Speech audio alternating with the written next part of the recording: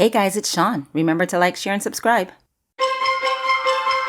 Hey everybody, welcome to Not So Average with Shon Wilson. I am your host, Shon Wilson. Today we are continuing our conversation around life path and destiny with another very special guest.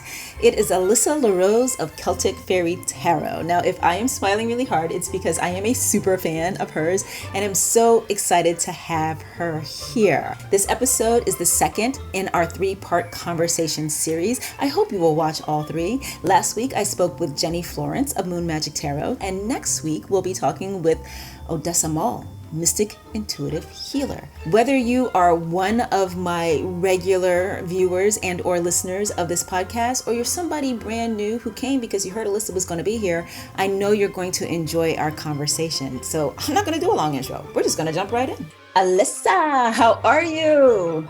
Good. How are you? Beaming. I am so excited to have you here. I am excited as well. I've never done this before, but your energy is just very calming. I'm very at peace right now. I appreciate hearing that because I feel like sometimes I can be very, stringent feeling to people, you know, where it's like, Shon's got rules. So it's nice to know. No, I don't feel that way at all. I love this energy. Very good, very good, very good. So, you know, I approached you about this because of the fact I am a huge fan of your channel. I've been following it for about a year now. For those of you who don't know, in addition to this podcast, I also have a tarot channel on YouTube. It's shonvibes. But Alyssa's got a tarot channel as well, and I am one of her very faithful subscribers. Alyssa, how long have you been reading tarot? Oh, that is an interesting question. Officially reading tarot, I would say 2017, since 2017. So that's now 6 years. Reading energy and communicating with spirits. I couldn't even tell you 5, 6, 7, but tarot is fairly new. And honestly, I love it. I love it so much. So the reason why I wanted to talk to tarot readers for this series is because one of the types of readings you guys often do are destiny readings or life path readings. And I know that you also, you do in-person readings. Well, not in person, but you do readings for clients, right? Yes. I believe you do them remotely primarily, but you do actually service clients as opposed to just having the channel. And is it safe to assume that the question of my destiny or my life path or my purpose comes up in some of those as well? Absolutely. So I have a particular life purpose reading. I do mini readings as well as in-depth readings, just because I want everybody to have the opportunity to get a reading. Even if you can't afford $50 for an in-depth reading, I want you to be able to have the opportunity. And one of the things that always comes up is life path. And I have such a different opinion of the life path and destiny and things like that than most readers or most people, just because I've lived a lot of life in the short time that I've been here. And just because of, I'm really observant. I love watching people. I love, like, if I'm watching TV, I'm watching some kind of human interest reality show, like Hoarders, something like that. Like, I love the brain, the mind, the psyche, and just observing and learning. And one thing that I learned is that in the earlier half of your life, it may feel as though you have a life path or you have a destiny that is very fixed and very set. But then towards the middle of your life can kind of do a 180. And now there's a new experience you're in, and it feels as though you're being called to something new or something different. And there's just so many, you know how we have so many perspectives in life, like you have your perspective, I have my perspective. My neighbor might have their perspective on any one given situation. It's kind of like the same thing. I want to try to bring this in so bad, but I don't know if it's going to come out right. I'm going to try. You know, when you go on vacation, and let's pick a destination. Let's say we go on vacation to Paris. I want to go to Paris. Let's say we go to Paris, okay? You're going to look around at all the different people in Paris who are vacationing in Paris. Some are going to museums to learn and to educate. Some are going to the waters to romanticize life and, escape from reality for a minute. Some are going to the restaurants to try the food. There's so many different people with so many different wants for being there. Intentions. Mm-hmm. Yes. And so that's kind of like how I view Earth. Like, if you're coming here, maybe you're coming here to, relieve karmic debt. Maybe you're coming here to just sit in the grass and be warm for a second and know the feeling of being alive. Yes. Maybe you're coming here to do both of those things. And so I think the life path or destiny really is your own to make, or your own to want and go after. Maybe your destiny or your life path at one point was to become a doctor. And then, you get into med school and all of these things, and you realize that maybe being a doctor isn't what you want to do. Maybe being, I don't know why I'm thinking of this, but maybe being a doula, maybe being a midwife, maybe being something like that. So it changes often, all the time. And I feel that it's probably got a lot to do with the growing that we do internally as we live more and more life. And so not only do we have some perspective shifts, but we also have new wisdoms, right? Mm-hmm. And with both of those together, what we are attracted to changes. Absolutely. One of the things I love about what you just said is the empowerment of the person that's in it. I feel that about it. Same. And I've said this before in some of the other episodes, as well as in some of the other seasons. I feel like one of the biggest hindrances to people is feeling like they have to figure it out. They have to find it as though it is pre-assigned by somebody outside of them who is not them, or even more impersonal, something outside of them that is not them. Does that come up for you when you're talking with people around life path and destiny? And if so, how do you help them shift out of that very probably entrenched way of thinking? Okay, so this one's difficult because some people just can be really difficult to get through to, especially if there's been a situation where they've been talking to someone else. Like, I've gotten lots of clients and they'll tell me that they had a reading with someone and that the reader told them that this would happen at such and such date, or that this is the path they should be following. And if they follow any other path, their deity will be mad at them, or God will be mad at them. And those, I think, are the hardest people to get through to, because there's so much fear.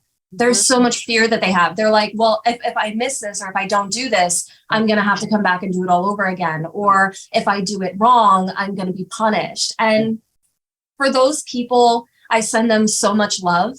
And for the people who will hear it, I tell them that, we are gods. We are deities in our human form. We are the ones who, with the animals, with the plants, with all the other living beings on this planet, we get to dictate what happens here.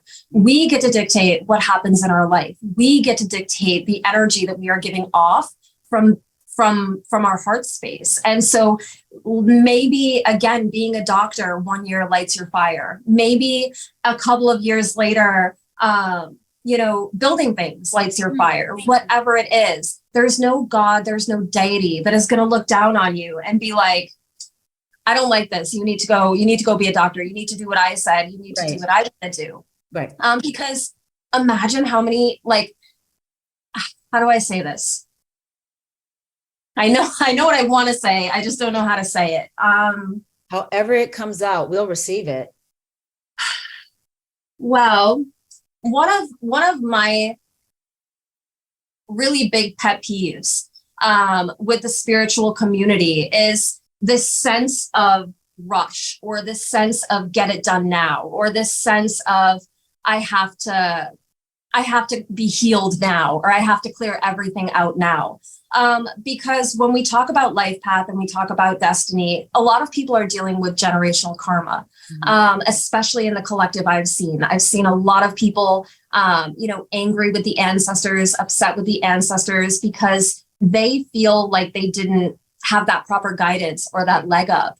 And in the spiritual community, we hear a lot of, just get over it. You have to move past it. You have to raise your vibration. You have to be high vibrational and all of these things. And that kind of is one of my biggest pet peeves, because it tells people that there's no time to process their pain. There's no time to process their suffering. And so I see people and they're like, I have to find my destiny. I have to find my destiny. And there's so much inner child wounding that still needs to be evaluated and observed and healed before this individual even knows what they want, if that makes sense. No, it makes perfect sense. I, in my own life, have experienced a lot of what you're talking about, because again, as I committed to my own inner work, I was just a different Shon than the one that was, you know, out here trampling all over things in her 20s. And I tend to think of it as original factory settings, right? Because with the healing, I do think that we come back to our original selves, the parts that have not been touched by trauma or other people's conditionings or expectations. One of the things that I find so beautiful about your channel, your YouTube channel, is that there is clearly an intention to help people heal, particularly healing childhood hurts. You make so many dang on Disney references. I love it. I'm such a Disney fan my whole life. I don't watch as many Disney things now as I used to, because I'm real old school. I'm not into the Pixar thing. But and my boyfriend is a computer animator. He actually works in that's cool. Yeah, so I have all of the VHSs from everything up through Princess of the Frog and Tangle, which I have as DVD. And then after those two, I stopped buying them at all. But my personal library aside, my point in bringing it up is that you make references that the inner child can relate to. So I want to ask you specifically about, you know, did you know when you decided to start your tarot channel and start your, you know, practice for personal readings, did you know that you wanted to focus on helping people heal, and specifically to heal the inner child, or did that just evolve naturally? Well, I think the first thing that I really wanted to help people with was to really find their power again, their personal power. And I thought to myself, how do you make that happen? How are you able to get through to people enough? And the inner child is where it was at. It's where it was at was with me as well on my healing journey. A lot of what came up and surfaced and needed to purge was the inner child. And then I understood myself a lot more. And still there are moments where I'm feeling triggered about something and I can't figure out why. And it almost every single time is rooted back to the inner child, because I think they did a research study that said something like you learn everything you need to know about the world from age 1 to 6. As far as the subconscious is concerned. And so if your life in the ages of 1 through 6 were really chaotic and really toxic, it's going to be harder for you to find yourself and find your power than it would be if you were starting from, let's say, a romantic trauma in your 20s. It would be a lot more difficult to find that healing if there was still so much being weighed down with the inner child. Absolutely. Yeah, you're right. I heard that too. And it's that we are naturally still in theta state in those formative years that you mentioned, that early time between 1 and 7. And being in theta state makes us a sponge. This is why whenever I create a meditation for myself to sleep to, I always underlie it. I have underlying, I don't know how to say that. Anyway, underneath, I have binaural beats. I have theta wave binaural beats underneath to help my mind better absorb the new message. So you're 100% right. I've heard the same thing. And that can be very hard for people, because when we are accessing that part of ourselves, we can be remembering things that are hard to remember. We can be realizing things that we didn't know were part of our history. Is this required? I have to ask then, is it required to do that kind of inner work to be able to fully live one's path or purpose or destiny? Well, I don't think that it's necessarily required, because I think that while the inner child if you're choosing to not focus on that, while the inner child may feel weighed down, your higher self is still very capable of coming in. Even your shadow self. You know, I'll give you an example. Please. If I didn't want to do this for a living, my dad was a construction worker and I used to go to work with him all the time. So if I didn't want to do my healing, I would never be able to be where I'm at with my occupation today. And maybe I would have been a master builder, you know, because my father, even though he dropped out in 8th grade, he like sees blueprints in his head. He's brilliant. He's got like a genius for it. Yeah, he has that, like he started his business when he was a teenager. And a lot has happened since then, but he started when he was a teenager and he's brilliant with it. He's just not good at business and math and booking and stuff like that. But maybe I could have done that for a living. Maybe I could have done something else. And maybe that would have made me passionate because it was a connection to my father, or a way to be closer to my father. So there's always a path that you can find to move ahead. I love that. There's always a path that you can find to move ahead. However, is it going to be your most authentic path? Probably not. But you can always get up and keep going. And there's no, like, free will is one of the best things I love about this planet. But it's kind of bittersweet, because free will is also why we have all of the torment that we have on this planet, and, you know, the ego kind of overpowering everything. So free will is kind of bittersweet in the sense that we have no control over other people, but it also means that nobody else has control of us. So it's comforting, even though sometimes it can feel not comforting. It's you are in control. When you're working with someone, let's just say, for the sake of simplifying our conversation, you're working with someone who is willing to I was going to say who is willing to do the inner work, but let's say you've been working with them for a while. And you guys feel like they're in a good space around the past. Their past is not dictating their present anymore and is not going to imprint or frame their future going forward. So this person, they're prepped, they're primed, they're ready to go. How do you start to talk with them about, you know, figuring out or uncovering? I like uncovering personally, because again, for me, figuring out feels like it's something out there that you got to get right.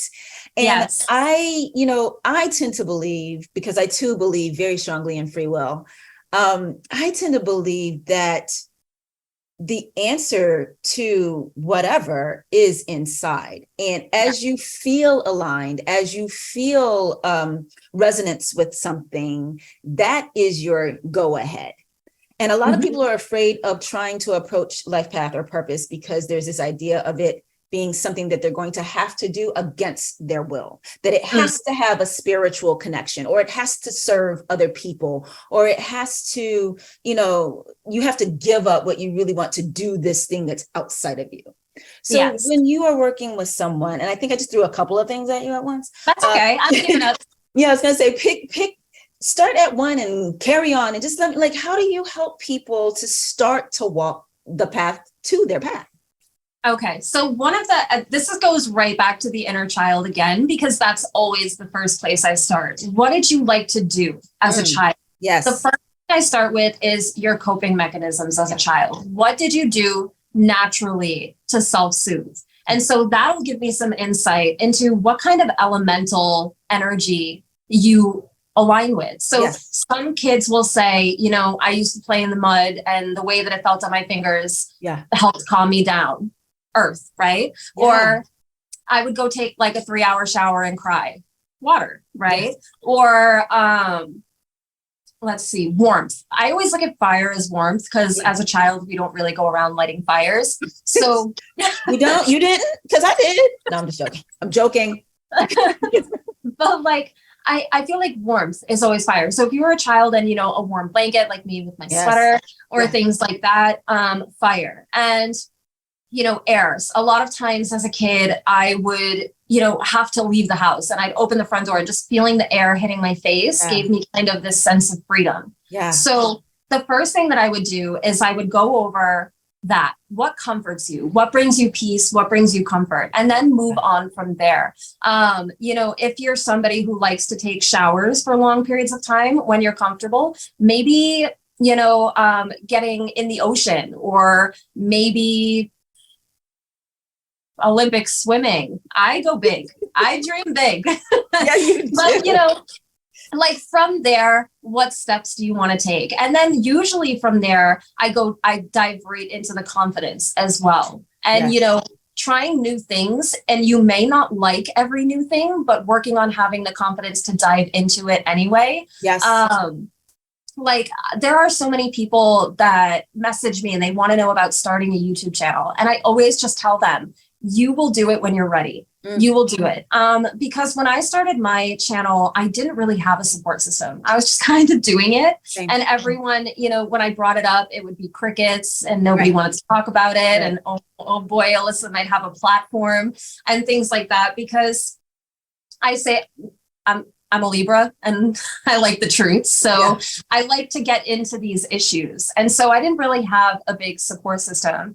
And so when I started my tarot page, it was a lot of my inner child, my higher self. I love storytelling. I love being able to like pick my aesthetic or like teacups in my channel. And it was really creative for me to be able to express myself. And the reasons I found this is because prior to that, I went back to my inner child and said, what brings me happiness? Helping people brings me happiness. Sharing wisdom brings me happiness. You know, fairness in unjust situations brings me happiness. And that just reverts back to, you know, wanting people to know their own power, wanting people to not look at spiritualism and say, well, I want to be an elf, or I want to be a fairy, or I want to be a mermaid, or I want to be this, because all of those are beautiful things. And, you know, sometimes I'll be in the pool or at the, you know, beach, and I'll just be like in my mermaid vibes, and it's a beautiful thing. But at the end of the day, we are all human, and there's so much power in that. There's so much power in that. It's very well said, very well said. And, you know, you speak on the fact that you love storytelling, and that's evident in the readings that you do on the channel. You give illustrative examples all the time.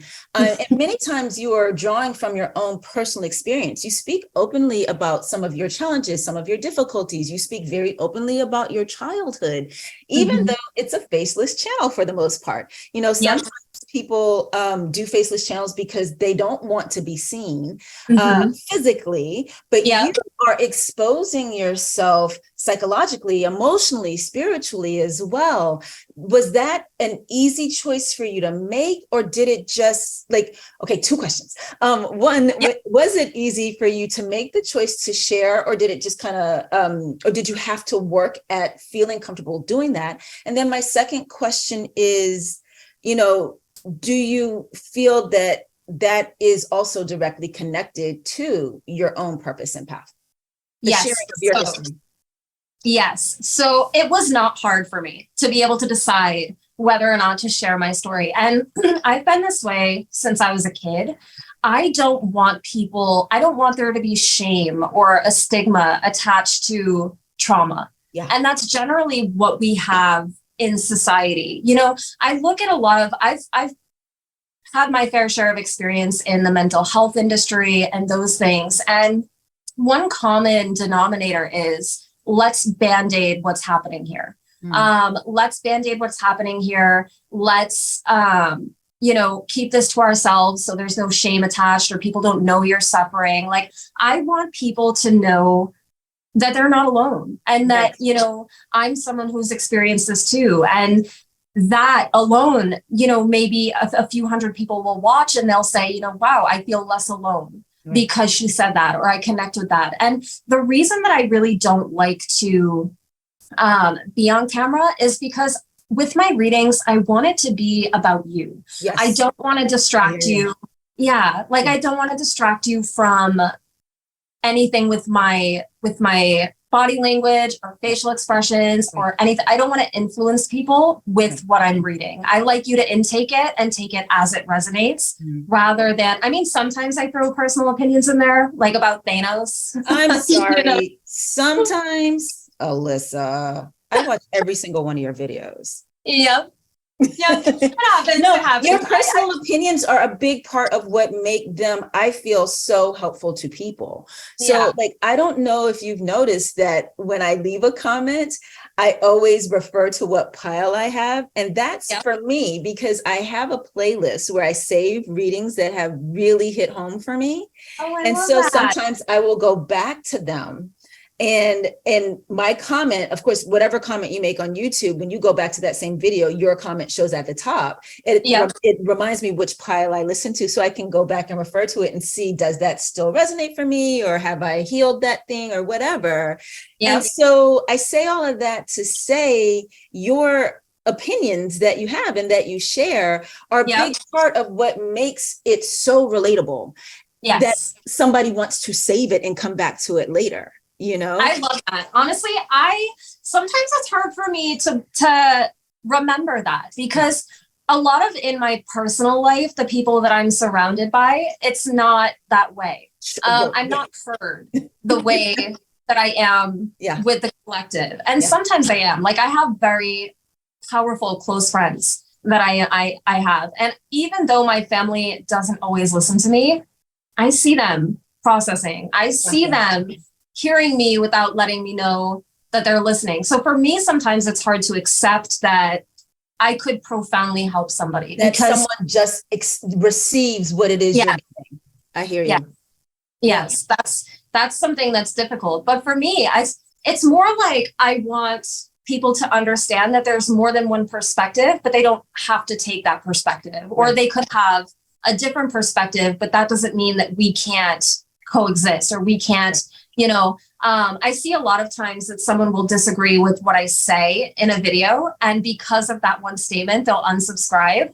And, you know, it doesn't affect me. My subscriber count doesn't affect me, but just the thought that someone would hear one thing out of a many number of things and move away from that. That's kind of what I'm used to. I'm used to the hear it, move away from it, because I don't want to do the work. And that's most people. That's most people, not even just talking about, you know, having a social media platform or whether or not you have a channel, but most people don't want to hear what they don't want to hear. And, you know, it's easier for them, so they think, to just shut you out or shut you down and move on. But in the long run, they are depriving themselves of, if not the potential for growth, if they don't want to do something as lofty as grow, just hearing, learning from somebody else, knowing that there's something else out there, because as you go through life, you're going to come across different people with different perspectives, and you have to be able to still play nice. Nope, I'm gonna rephrase that. I don't think you have to play nice, but I do think you have to play. You have to play. You have to stay in the game. You cannot just forfeit every time somebody says something you don't like. Yes. And that's how you lose yourself. And I have lost myself this way before, where I've had opinions or points of view, and, you know, the people that I was around swallowed that whole and spit it back out like it was nothing. And then it was kind of like, well, am I wrong? Am I? But that's, you know, the difference between navigating life as I don't even know what the word would be, witch, I guess, right? Like, just you do tend to refer to yourself as a witch often. So I feel like that tracks. And it's hard to navigate an ego-driven world, an ego-dominant world. But it's not even just the ego, because everybody should have their ego intact and should be using it and should be absolutely asserting their own narrative into the world. But we've gotten to a point in society where if one person's narrative doesn't fit ours, it gets trampled, so to speak, rather than, you know, I respect your perspective, you respect my perspective, and we'll call it a day. Or even if you can't respect it, just accept it. Just accept that differences exist. And, you know, and that alone allows for harmony. Not feeling the need to force someone else, or not feeling that you have to prove your thing to somebody else. Like, both sides of that coin. So when it comes to life path, destiny, purpose, And my viewers are probably tired of watching me do that because I keep calling. I'm like life path, destiny, purpose, dharma. I don't know what to call it, right? Oh, And a big part of it has to do with people. Like we interchangeably use these words a lot of the time. I think it was the first episode of this season, I explained. Yeah, I think it was called Defining Destiny. I spoke on how I see it. Yep. And I do define them each differently, but all connected. I'm curious, how do you define them? Do you see them as all the same, a different word for the same thing, or do you have different ways of looking at each of those terms? I think for me, it's interesting because I don't look at it from the point of view as like numerology when it comes to life path and things like that. I don't either. Yeah, like I'm not heavy on numerology, and I'm really not heavy on astrology either. I'm very earthy. Mm-hmm. I want to talk to, the Fae, and I want to do this, and I'm very connected to the earth itself. And I think that it's important to know when it comes to life path, it's really just me personally feeling like it's how you're built. It's how you came here. Yeah.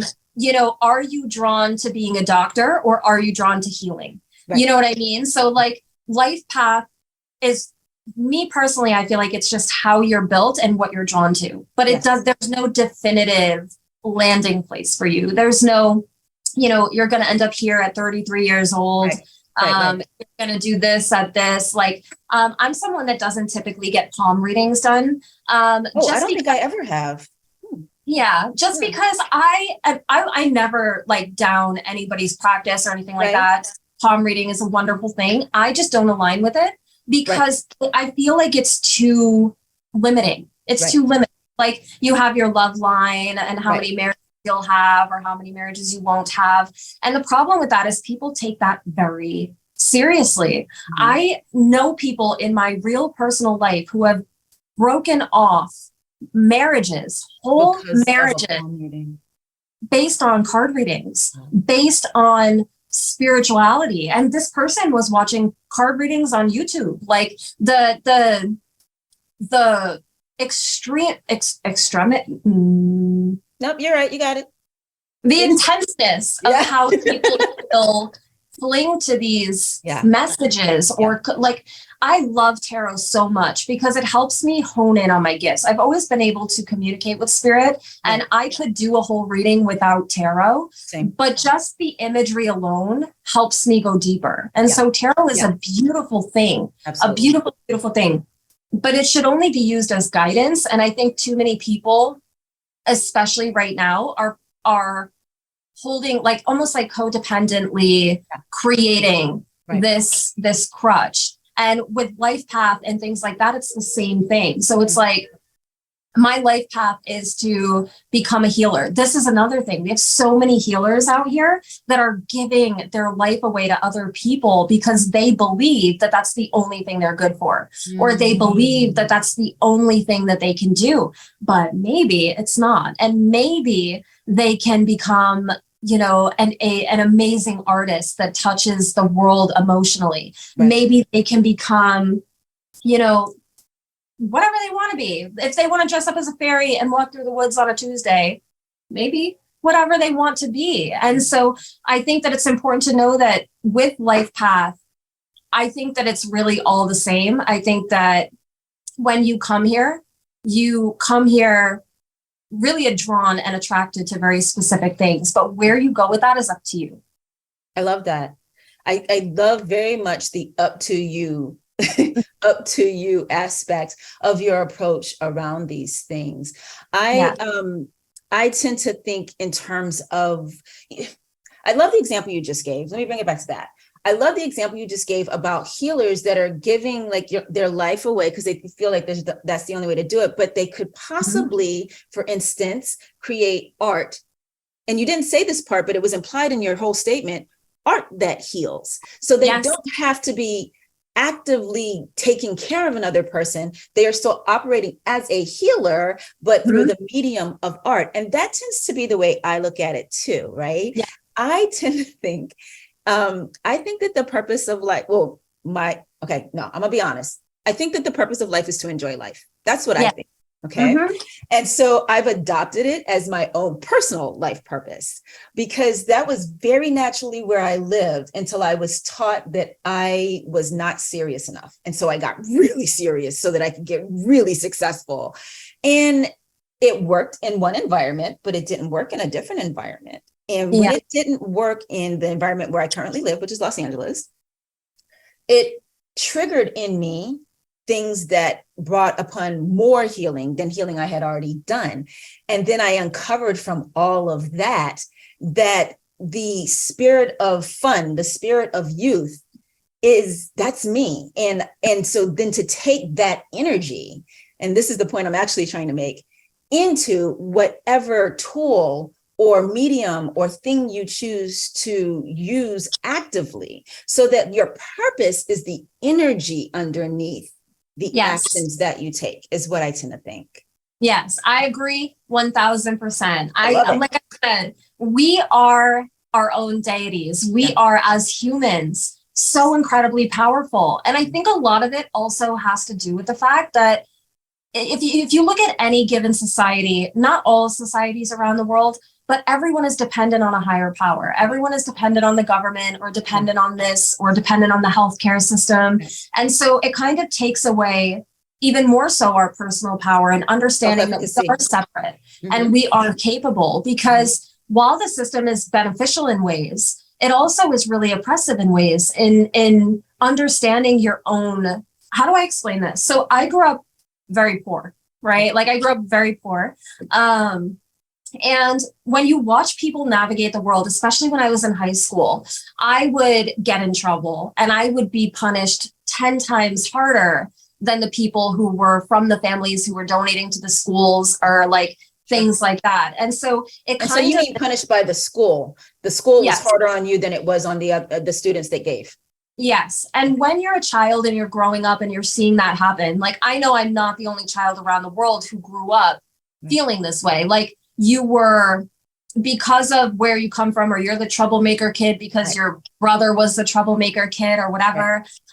It teaches your subconscious and it teaches your mind that you are not allowed to take up space in the way that other people are allowed to take up space. Right. And so if you don't grow up in a family that is encouraging you to get out in the world and make your own name for yourself, it's really going to be difficult to do that. And by make your own name for yourself, that could be, you know, you are the neighbor on the block that always there when people need them, or you're the one who's helping and volunteering at the soup kitchen, or like just going out and living your best life. Right. I think that with the society that we have in place that teaches us, you know, there's all these rules, there's this, there's that, like I'm a weirdo. Okay. I am strange. I go out in public at the grocery store and I'm just kind of looking, maybe it's a spirit, maybe it's not.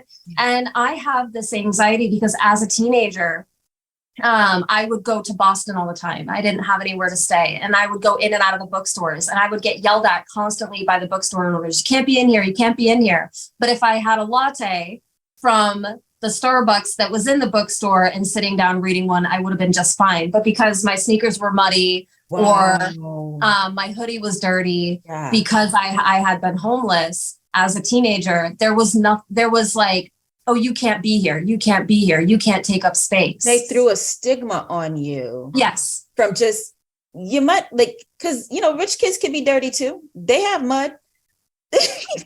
Oh, yes. It's crazy. And so I think that I don't know where I was planning on going with this, but the most important thing to me is helping people understand their power, because I think there are so many forces in this world right now working against that. Yeah. That yes. That it's important to take it back. Taking your power back. Individuation, individuality, self-possession, these things, referral is a big one. Self-referral, not again needing the answers to come from outside, or even because you can be somebody who you get your answers from within, but you don't completely own them until someone else gives that stamp of approval. Yes. That stamp of approval seems to be very important to people. And again, and you know, forgive me if I said this before, but I do think it's very important to really talk about this, particularly when choosing what to do with their lives. So a big part of what motivated me for so long has been the idea of, I was raised Christian. I was raised Catholic specifically. Yeah. And so I very strongly believed that we only had one life. Mm-hmm. And so for me, it was like, well, then I want to do all the things, like everything that's in me to do. I don't want to miss out on that. I want to 100% do it. But some people, they just don't have that same kind of a feeling.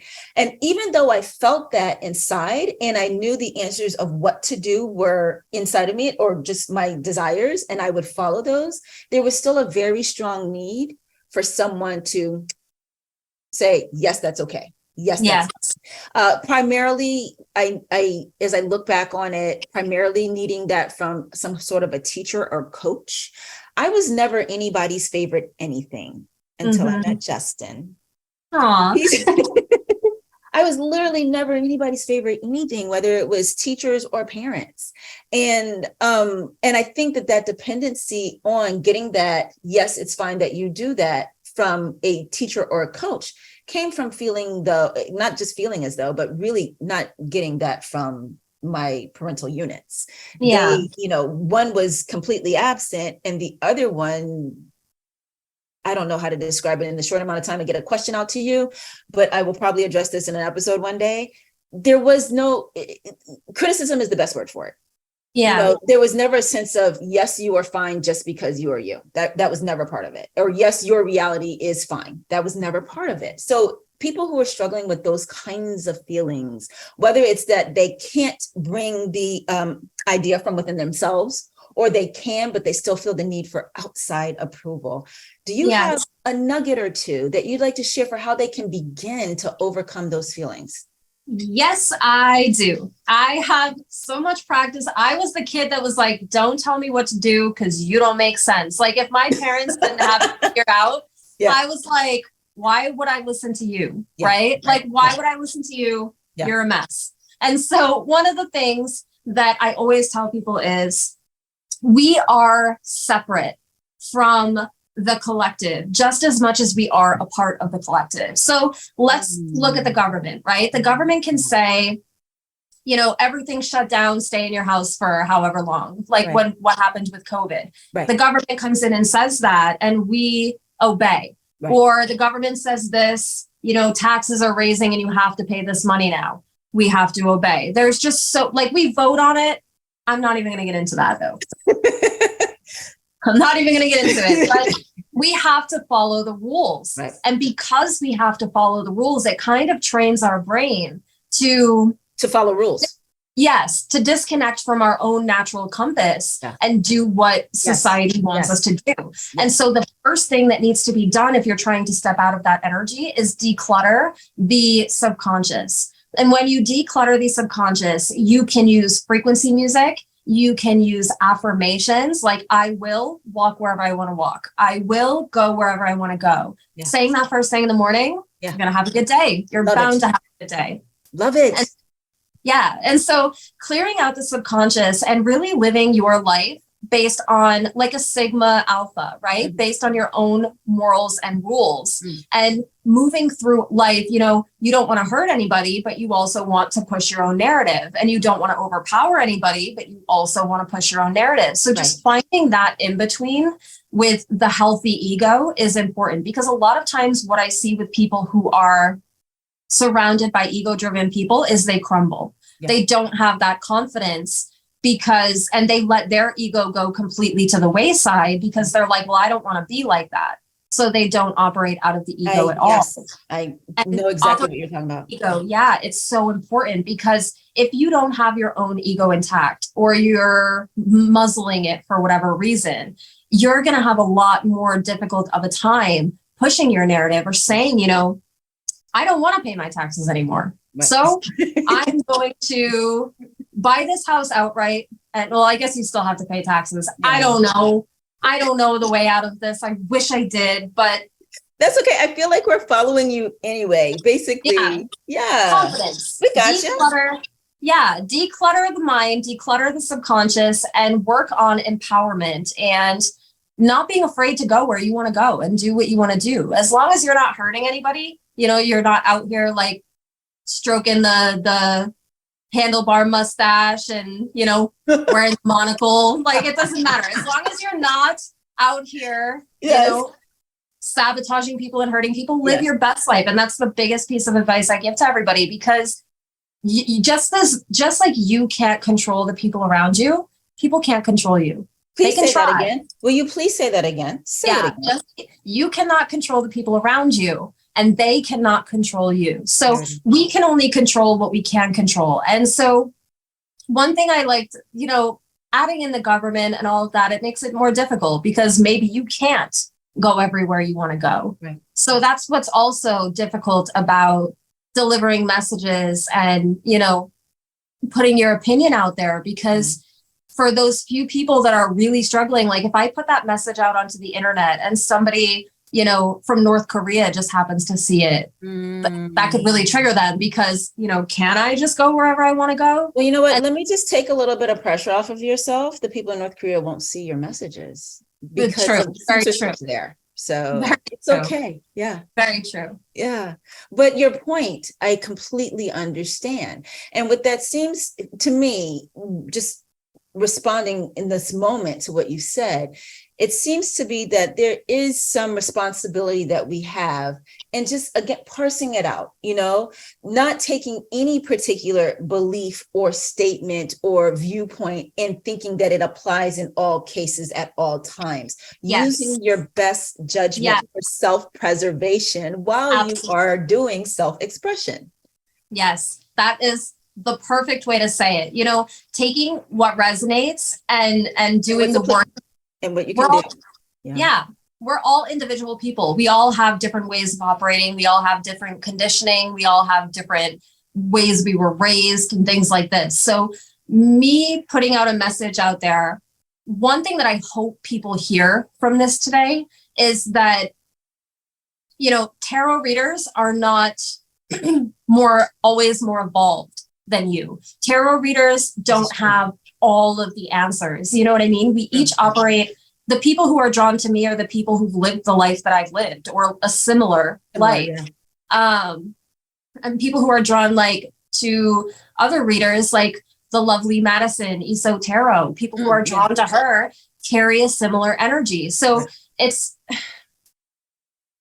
I don't know. I think I just get really sad when I hear people say, I want to be a fairy. I don't want to be a human. And I'm like, but no, but you're here and we have skin and arms and bones and, you know, it's a beautiful thing to be human. You know, I haven't come across that kind of a comment.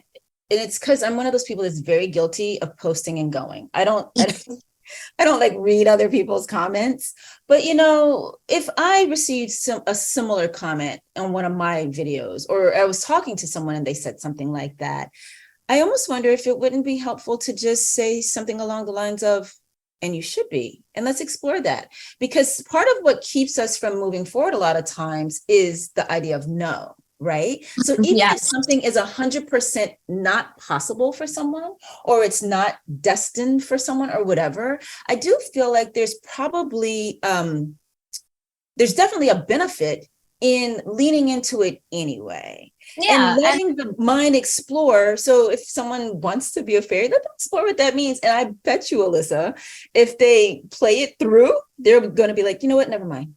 Because there's something about being a fairy that's actually going to go, it's not exactly what I thought, you know, and then they can come back to, you know, I don't want to say reality, but readjust the desire.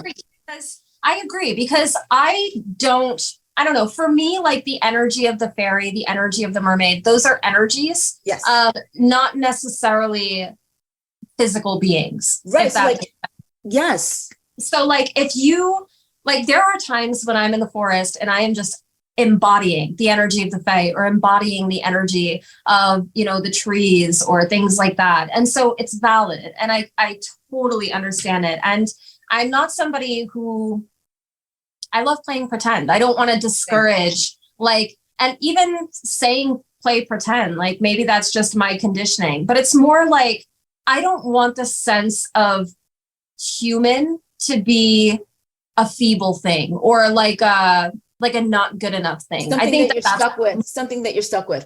I completely understand what you're saying because I don't tend to click on these videos a lot on YouTube, but I have seen many that seem to be playing into the idea of you don't really belong here, that you're really from some other place. And so it'll be like returning to that place. This video, if you listen to it, is going to return you to or whatever. I don't say that from any place of judgment. It's just not something that really, again, for me, there's not any real alignment there. But, you mentioned a very important word, and it's energy, and the energy of a thing. So like in this particular example or something like when someone is saying something that is in some ways self-defeating and not allowing them to fully inhabit themselves, if we are able to say to them, well, bring more of the energy of that into your life, whatever you consider to be the energy of the thing, see how you can live that out more. And then when it comes to tarot reading in particular, and this, I think also is, it also is the same for palm reading, which you talked about very, very briefly. With the tarot reading though, and destiny, getting it back to the idea of destiny. And when someone has had a tarot reading and the tarot reader said to them that this thing or that thing is going to happen, or that it's going to happen there. One of the things that we tend to say when people get readings from us, or sometimes we'll remember to say it in the videos themselves, if it's on YouTube, is that we're reading the energies as things stand right now. And when I do personal readings, I always be sure to tell people this is the energy based on how things stand right now. And as you and the other people involved continue to make choices, things can and often do adjust or change or shift. And this helps them to, hopefully, at least my intention is, it helps them not to lock into the idea of it's just that thing.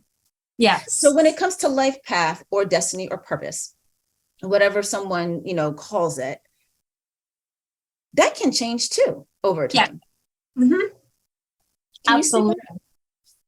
Can you speak on that instead of feeling I'm so sorry. No yes, worries. I can, because like I said before, we don't really know who we are. We're on this planet. The psyche is a very limiting organ. Honestly, the brain is such a frustrating organ to work with. It can be a beautiful thing, but, insert trauma, insert societal structures, insert influences outside of ourselves, it can become really difficult to deal with. And so when we talk about life path, when we talk about destiny, I really feel as though your destiny and your life path is going to change with each decision that you make, because each decision that you make is going to change the game. If I'm playing chess with my husband, right, which is something he likes to do. If I play chess with my husband and I move the rook to one particular spot, that changes the game for good, because I can't unmake that move. You know what I mean? So I think that with free will and with the idea that, we're in control of this lifetime, I think that really says it all. Your life path could be healing. Your life path could be learning. Your life path could be experiencing. But ultimately, your destiny, how you're going to achieve that, is completely up to you. Like we were saying before, your life path could be healing and you could be a healer, but how you deliver that is up to you. You could be a kitchen witch and you could, work in soup kitchens and make people spell-based meals to help their energy. And you could be someone who works in art therapy or something like that. So it's up to you. It's really, the ball is in everybody's court. And I just want nothing more for them to know that. I want them to know that they can just do what they want to do. They can just, I heard this piece of advice. I can't remember where I heard it. I think it was some random person on YouTube. I come across those sometimes. It's just like a random message from someone. But basically they said that they wish they had started earlier what they had so much anxiety about starting, because then they would be finished. How do I explain this? So like somebody who wants to be a lawyer, let's say you want to be a lawyer and you spend years going, I don't know if I would be a good lawyer. And you've never even picked up a book yet. This person was saying they wish they would have just started picking up the book and learning, because by the time they finally gathered up the courage to get it done, it's been a decade later and it's 10 years later and they're just picking that book up now. So like, I feel like there's this energy of, how do I explain this? If you can put confidence, right, and your inner power with the idea that this universe is unlimited to what you want to be doing or what you want to be accomplishing, those are two very powerful combinations. Like, you know, when people hold hands and it just goes like that. So like, if you have this freedom in how you think, how you connect to the world, how you speak in the world, how you show up in the world. Like, if you look at some of the people that show up in the world, they don't care. They don't care how they show up. They go outside, they're in sweatpants, they're in messy buns. They don't care. And they're living their best life. Like, when I go out, I don't put makeup on. I don't do anything like that. I just go out in public. But for some reason, when I get on like Zoom or FaceTime, I'm like, oh no, I hope it looks okay. Same. Yeah. But it's just the human mind. The human mind is a wonky thing, honestly. And it's a very wonky thing. It can keep us stuck. It can help us move forward. Taking care of it is the biggest priority. The human mind is limiting, or it can be like rocket fuel. So I think it might be safe to say that our life purpose, all of our life purpose, is to take care of the mind. Yes. I love it. Alyssa, thank you so much for sharing so much of yourself with us today. The energy that you brought to the interview, the wisdoms, the insight, the personal shares, all of that I feel is going to be very invaluable to anybody who finds this episode. I cannot thank you enough for being here. Of course. Thank you for having me. I'm so happy to be doing this with you. I'm so happy to be, I know I probably don't make a whole lot of sense sometimes, but I loved this. I loved this. You're fine. And, you know, as you yourself pointed out earlier in our talk, those who resonate will stick with it. And those who don't, they'll peace out. Bye. Yeah. So if people want to follow you, connect with you, get a reading from you, what are the best ways for them to do that? So the best way to get a reading from me is to email me. You can get my email in the beginning of any of my videos. It is celticfairytarot90@gmail.com.